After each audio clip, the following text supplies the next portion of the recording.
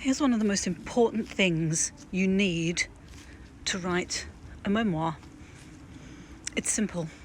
Perseverance. So I published my own memoir about 5 years ago.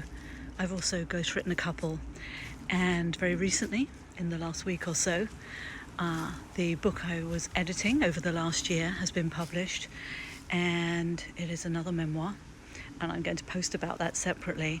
But it occurred to me this morning as I was drinking my coffee and having a stroll around the grounds, the garden, that when you start on your path to writing a memoir, you just think it's so simple because you've lived your life. So you sort of know what it's going to be. You know in your bones what's going to be in there.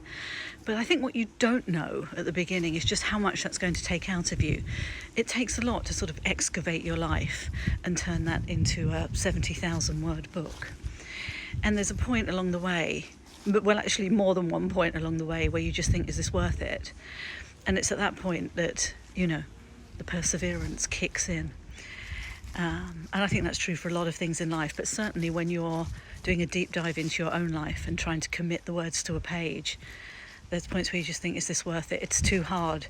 The research is too hard. The emotional attachment's too hard. The scale of the job is too hard, even with an editor.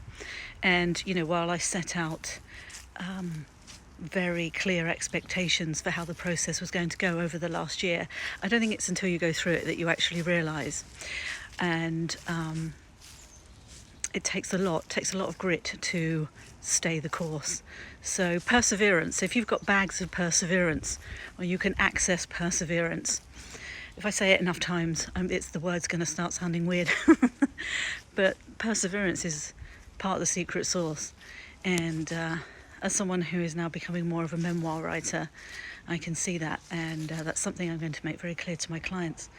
And if you are writing a memoir and you need some help, give me a shout. Okay, bye.